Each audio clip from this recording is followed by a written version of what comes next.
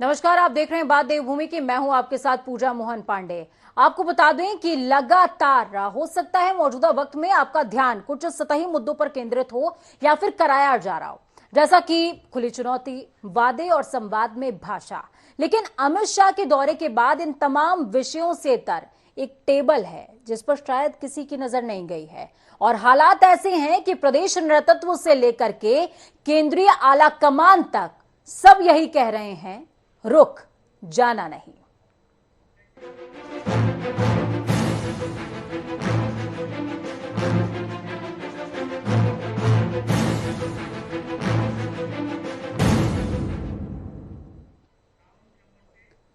मौजूदा वक्त में देवभूमि की सियासत में सबसे बड़ी टक्कर अगर किसी के बीच नजर आती है तो वो है सत्तासीन बीजेपी और सत्ता में वापसी की कोशिश में लगी कांग्रेस। दोनों दलों की दावेदारी की पार्टी में सब कुछ ऑल इज वेल चल रहा है, पर क्या हालात वैसे ही हैं जो सुनाया और बताया जा रहा है? क्योंकि खींचतान के बीच सभी की पेशानी पर बल है, तो चर्चा आज इसी विषय पर करेंगे। लेकिन उससे पहले यह तस्वीर आपकी नजर है जो तमाम कहानी बयां कर रही है। देखिए किस तरीके से अमित शाह जिस दौरान मुख्यालय पर मौजूद थे, भोजन टेबल पर सजा हुआ है, लेकिन अमित शाह की आंखें दो से तीन लोग ऐसे थे जिनको तलाश कर रही थी। उनके नाम सतपाल महाराज, हरक सिंह और काऊ। तीनों के साथ भोजन हुआ। विजय बहुगुणा भी बैठे हुए थे। क्या इसको सिर्फ भोजन ही माना जाए या फिर इसको आप लंच डिप्लोमेसी भी कह सकते हैं? तो चर्चा आज इसी विषय पर करेंगे। इस चर्चा को बेहद अहम बनाने के लिए हमारे साथ तीन गेस्ट जुड़ेंगे। नवीन ठाकुर जी जुड़ेंगे हमारे साथ में, मथुरा दत्त जोशी जी जुड़ेंगे हमारे साथ में और राजेंद्र बिष्ट जी जुड़े हुए हैं। राजेंद्र से ही चर्चा को आगे बढ़ाते हैं। राजेंद्र जी, क्या लगता है मौजूदा हालातों को देखते हुए जिस तरीके के समीकरण रोज बन रहे हैं, बिगड़ रहे हैं? देखिए पूजा, अगर आप उत्तराखंड की बात करें तो जैसे जैसे चुनाव नजदीक आ रहे हैं, हर एक पार्टी में उठापटक की स्थिति है।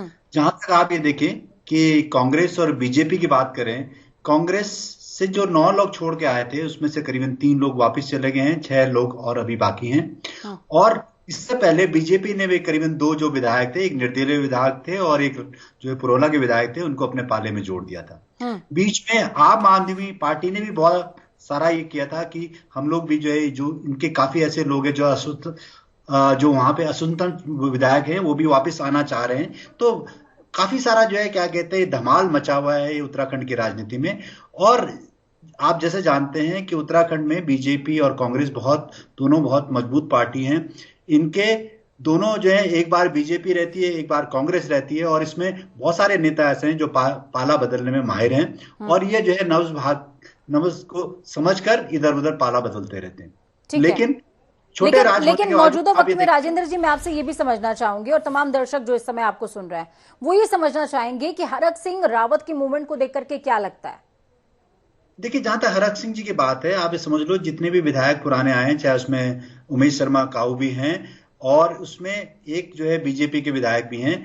आप ये जानते हैं कि बीजेपी में संगठन को जो है ज्यादा तरजीह दी जाती है और उसकी वजह से हरक सिंह रावत कहीं ना कहीं त्रिवेंद्र सिंह रावत के साथ जो उनका आंकड़ा रहा है पहले, उसका भी प्रभाव है। और उनका जो भी जिस तरह से वो सन्निकार बोर्ड में उनका जो है प्रॉब्लम क्रिएट हुई उस वजह से, और उनके बीच में जिस तरह से बातें चल रही हैं, इसकी वजह से हरक सिंह रावत कहीं नाराज हैं। उनके साथ उमेश शर्मा काऊ, जितने भी संगठन के कुछ लोग थे जो उनके अपोज थे त्रिस्तरीय चुनाव पर, उसमें वो सारी चीजें जो है अब सतह पे आने लग गई हैं। और उसकी वजह से ये दोनों जो विधायक हैं और जो मंत्री हैं, ये लोग भी जो है किसी तरह सोच रहे हैं कि हम किसी तरह संगठन के अलावा हम जो है बीजेपी में दबाव बनाएं और दबाव बनाने से हम कुछ अपने राजनीतिक जो है एक महत्वाकांक्षा जो है उसको आगे रखें।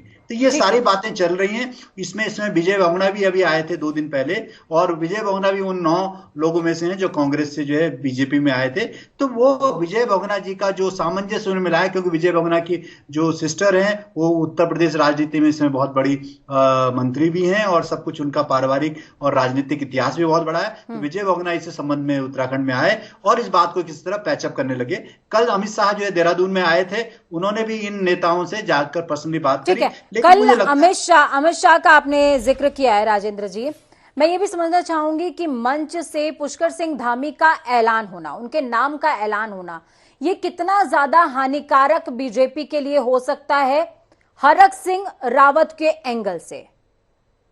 देखिए, मैं आपको बताऊं, जहां तक बात है कि हरक सिंह रावत जी की हर समय महत्वाकांक्षा ये रही कि वो सीएम बनना चाहते थे, और कांग्रेस में जब थे तब भी वो सीएम बनना चाहते थे। उससे पहले वो बहुत सारी पार्टियों में रहे, बीएसपी में भी रहे हैं और बहुत सारी पार्टियों में रहे, और उनके हर बार ये रहे कि एग्रेसिव नेता हैं और वो आगे जो है जाना चाहते थे और सीएम बनना चाहते थे। लेकिन कांग्रेस में आपको पता है, कांग्रेस में भी जो है बहुत बड़े जो है जैसे दिग्गज नेता हरीश रावत हैं, और उसके अलावा प्रीतम सिंह चौहान हैं, बहुत सारे ऐसे नेता हैं जो अपने आप उनका बहुत उनका राजनीतिक वर्चस्व है, और काफी समय से जो है वो बहुत इंपॉर्टेंट नेता हैं। तो हरक सिंह रावत हर बार जरूर ऐसे मंत्री बनने में कामयाब रहे, 6 बार वो जो है विधायक बने, लेकिन जहां तक बात है सीएम बनने में वो कहीं ना कहीं चूक जाते हैं, क्योंकि उनका जो नेचर है उसको एक्सेप्ट करना संगठन से लेकर और जो पूरी जो है मंत्रिमंडल में या विधायकों के बीच में कहीं ना कहीं जो है मामला गड़बड़ रहता, तो हर बार चूक जाते हैं। तो इस हो सकता है जब तक धामी जी का नाम अभी आया है, और उनको ये कल अमित शाह ने उनको एक खुले तौर पे कह दिया कि आने वाले टाइम पे युवा नेतृत्व के साथ धामी के साथ आगे जाएंगे।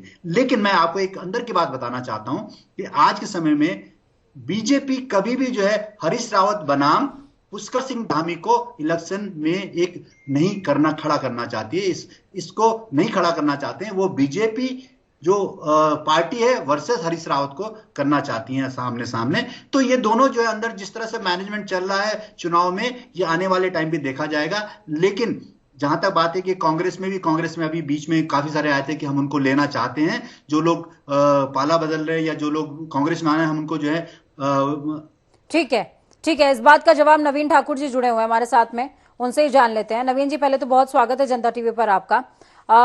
शुरुआत करते हुए सबसे पहले सवाल, मेरा सीधा सवाल है और सीधा ही जवाब भी चाहिए। मंच पर मौजूद नहीं थे लेकिन लंच हुआ है, तो क्या इसको लंच डिप्लोमेसी माना जाए? क्या डर है बीजेपी के अंदर कि हरक सिंह रावत, काऊ और तमाम ये जो लोग नाराज हैं ये समीकरण को उथल पुथल कर सकते हैं क्या?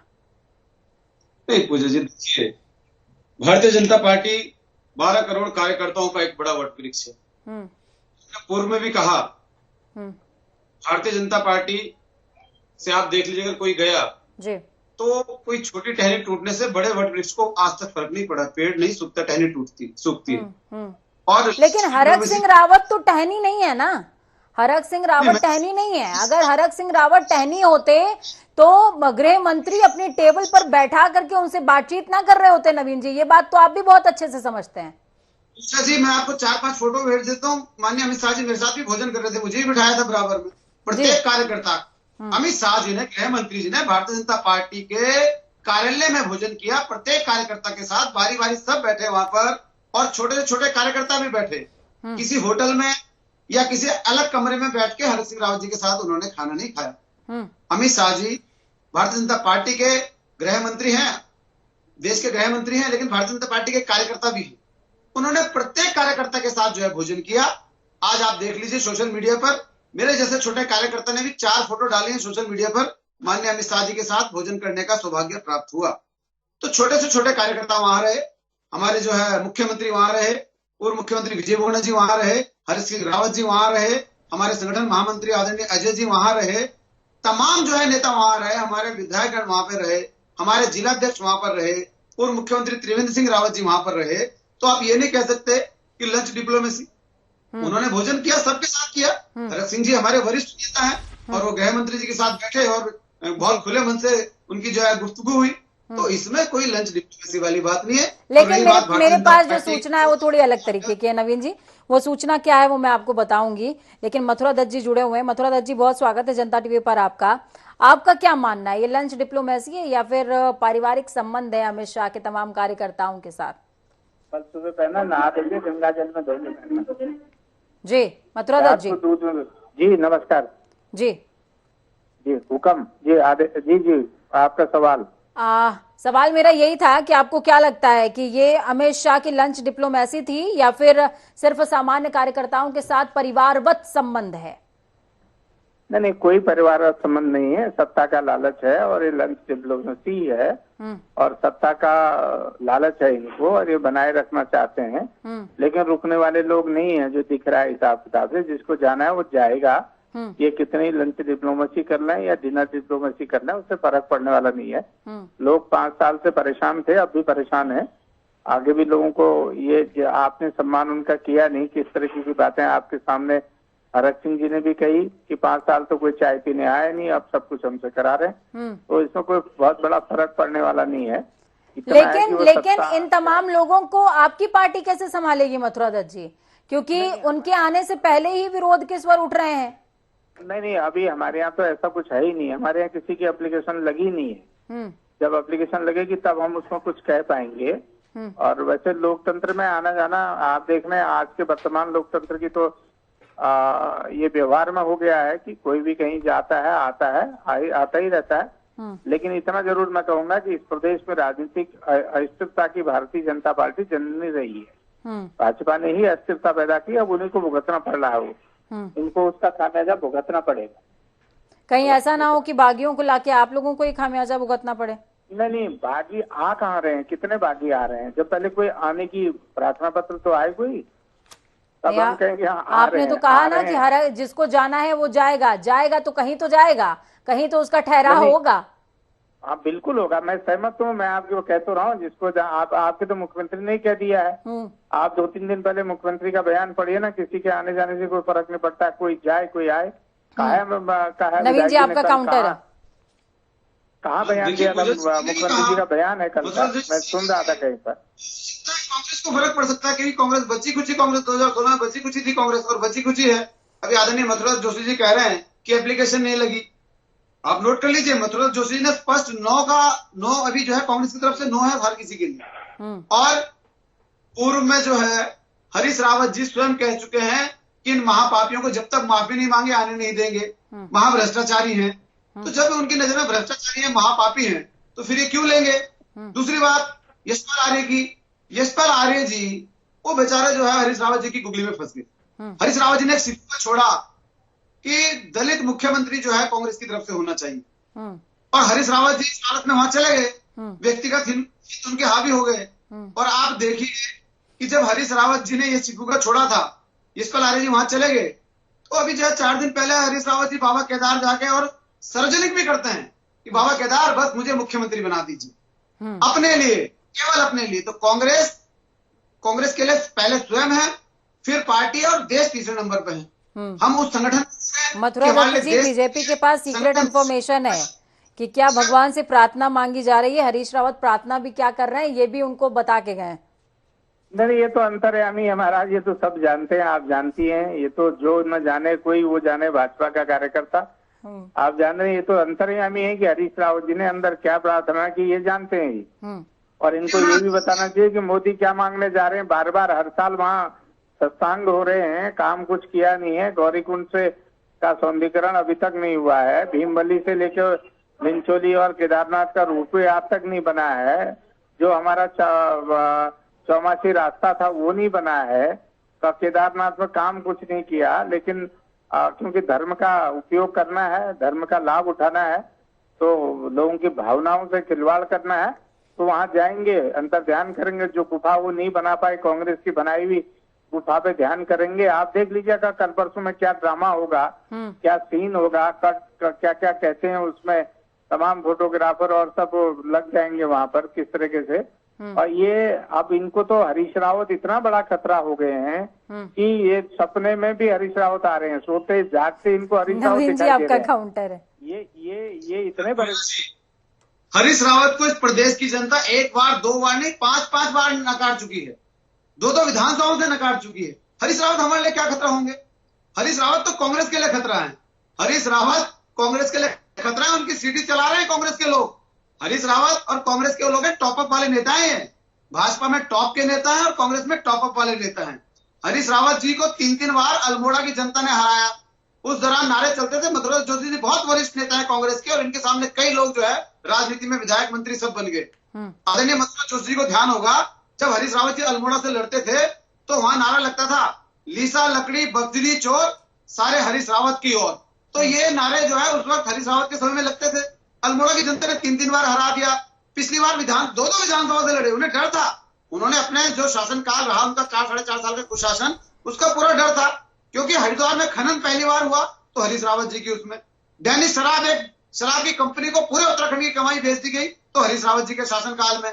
गैंगवार अगर उत्तराखंड में पहली बार शुरू हुआ, एक जेलर की सरेआम हत्या कर दी गई तो हरीश रावत की शासनकाल में। न कानून व्यवस्था दुरुस्त रही, ना जो है और कोई व्यवस्थाएं दुरुस्त रही, भ्रष्टाचार चरम पर था, पटवारी भर्ती घोटाला हुआ।